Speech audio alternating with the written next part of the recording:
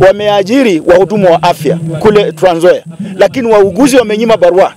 Wale ambao walitaka kuandikwa kama wauguzi wamenyima barua zao, hawajapewa. Na kuna upungufu wa wauguzi wengi, hata ukienda hospitali huwezi kuhudumiwa haraka kwa sababu wauguzi ni wachache.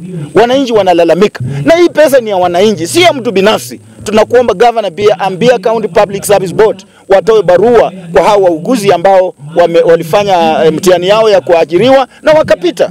Ni kwamba serikali ya Gatuzi ya Trans Nzoia inakata pesa kwa mishahara ya wafanyakazi na haipeleki pesa kama za kulipa loans, pesa kama za kulipa insurance covers, mambo kama ya kulipa SHA, pesa za kulipa kama union dues, kama insurance, hao wamechukua insurance cover, lakini serikali inakata mishahara yao na hizo pesa hazipelekwi. Kwa hivyo tunasema kwamba kwa muda wa siku 7 tunataka hizi pesa ziwe zimepeanwa. Kama hazijapeanwa tutachukua hatua ya kushiriki mgomo, kwa sababu hauwezi kuwa unatoa huduma za afya na wewe mwenyewe huwezi kupata hiyo afya, kwa sababu hiyo pesa ambayo inakatwa haipelekwi. Namba 2, umechukua loan, unaenda kule unapeleka CRB, penalties na accrue, huwezi kuweza kulipa hiyo loan kwa sababu serikali ya Trans Nzoia inakata na haipeleki. Kwa hivyo mimi nataka kuambia governor ambao ni rafiki yangu kwamba ongea na wale ambao wanahusika katika kulipa hizi fedha, wasilipe mara moja. Hakuna haja sisi kushiriki mgomo na kuweka maisha ya wananchi hatarini kwa mambo ambayo yanaweza kusuluhishwa na serikali za gatuzi za county. Na mambo haya yako katika serikali zote hapa Kenya, sio Trans Nzoia peke yake. Hata hapa West Pokot kuna hizi shida ambazo ziko hapa West Pokot. Kwa hivyo naomba hao magovernors, kama mnaona kwamba mambo ya kusimamia wafanyakazi imekuwa ngumu, rudisha katika serikali ya kitaifa. Kama serikali ya kitaifa apie nyinyi pesa, hakuna haja ya kuumiza raia katika taifa hili. Pesa ambazo wanakatwa za SHA na SHI na shisha haziendi. Inaitwa medical cover.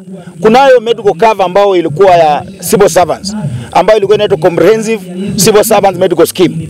Walichukua pesa kutoka kwa mishahara ya hawa, wakaweka kwa hiyo scheme, wakasukuma kwa county government. Sasa hizo scheme kwa county government hazifanyi kazi. Hakuna, hiyo scheme haifanyi. Ukienda hospitali unaambiwa huwezi kuhudumiwa, pesa hazijapelekwa. Kwa hiyo sisi tutahudumia wananchi wa Kenya namna gani ikiwa maslahi yetu sisi wenyewe haipewi kipaumbele? Umelala njaa, umeenda hospitali, mtoto ni mgonjwa unaambiwa hawezi kutibiwa, mama ni mgonjwa hawezi kutibiwa, na wewe uko kazi. Hii itakuwa ni kazi ya aina gani? Tuko chua kali ama tuko kazi? Kwa hivyo nataka kuambia serikali ya Trans Nzoia na serikali zote za Kenya na serikali ya kitaifa kwamba kama hii mambo ya ukaduzi devolution imeshindikana, tukubaliane ni nini inaweza kubaki kwa devolution na ni nini inaweza fanywa na Nairobi. Hawa wananchi wanaenda hospitali hakuna dawa, wanaenda hospitali muuguzi ni mmoja, wanakaa foleni siku mzima, wengine mpaka wanakuwa kuleta fujo, na si mapenzi ya wahudumu wa afya kutotoa hizo huduma kwa sababu ni wachache.